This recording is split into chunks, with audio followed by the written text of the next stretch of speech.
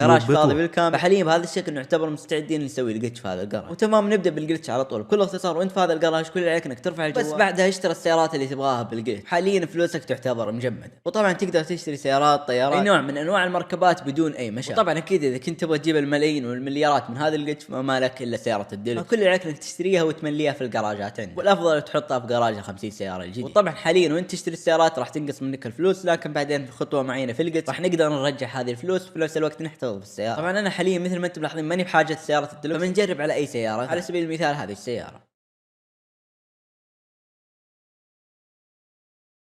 فبكل اختصار بنشتري السيارة بشكل طبيعي مثل ما انتم حاليا نقصت معنا الفلوس. حاليا ركز في هذه الخطوة. بعد ما تشتري السيارات اللي انت تحتاجها من هذا الجلد لا تقفل الجوال نهائيا. كل اللي عليك انك تروح لاعدادات الجهاز عندك وتقفل الشبكة بشكل طبيعي وبعدها ترجع للعبة. وطبعا بعدها راح تجيك هذه الرسالة انه فقد الاتصال بالانترنت والى اخره، فتضغط اكس وراح رسبنك في الافل. فانتظر الين ترسبن بشكل طبيعي.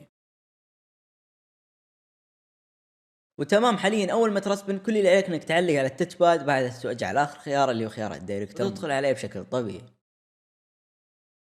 وتمام حاليا اول ما ترسبن كل اللي عليك انك تتوجه على اول خيار اللي هو خيار الاكت، ثم تتوجه على خيار الانيمالز او الحيوانات اكرمكم. حاليا في هذا الخيار راح تحتاج انك تكون فاك اي طائر عندك في اللعبه داخل الدايركتور، واللي غالبا هذا الشيء اغلبكم مسوي. واللي كيف انك تفتح طائر فكره جدا بسيطه وجدا سهله. كل اللي عليك وانت في الاوفلاين انك تروح تدور على النباتات اللي تحولك على حيوان اكرمكم الله، وبعدها تاخذ النبته بشكل طبيعي وتاكد ان النبته تكون في مكان مرتفع بحيث انها ترسبنك كطير. واذا رسبنت في اللعبه كطائر بعد اخذك للنبته، فحاليا وانت في الاوفلاين بالطائر اكتب نفسك راح يتم فتح لك نفس الطائر عندك في الدايركتور، فتقدر تكمل باقي اللي معه. على العموم كل اللي عليك من داخل الدايركتور مود انك تختار الطائر بشكل طبيعي، اضغط عليه اكس وادخل داخل الدايركتور مود.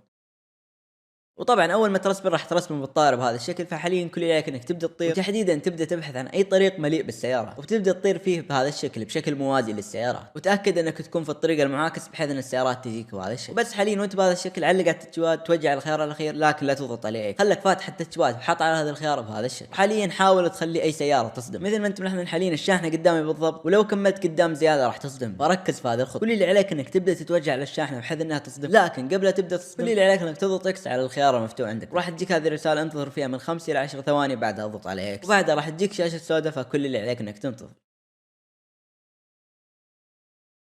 وبعد المفترض تجيك هذه الشاشه واللي هو شاشه الموت، وانك كانك مت في الافلام. فنفس الشيء هذه الشاشه راح تجيك بعدها راح تختفي وتجيك شاشه سوداء. انتظر فيها من 5 الى 10 ثواني.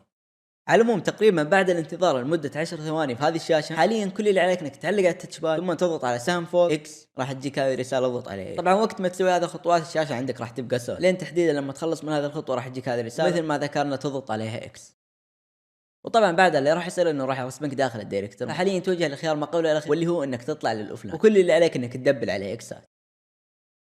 والمفترض حاليا عزيزي المتابع بعد ما خلصنا من جميع الخطوات حاليا يكون رسمنا في الأوفلاين لكن بشخصية الطير اللي في الدايركتور مود. فبس حرفيا بهذا الشكل يكون خلصنا 90% من الجلد. باقي الخطوة الأخيرة انك تضغط ستارت اونلاين بلاي جي تي اونلاين انفايت وتخش سيرفر خاص.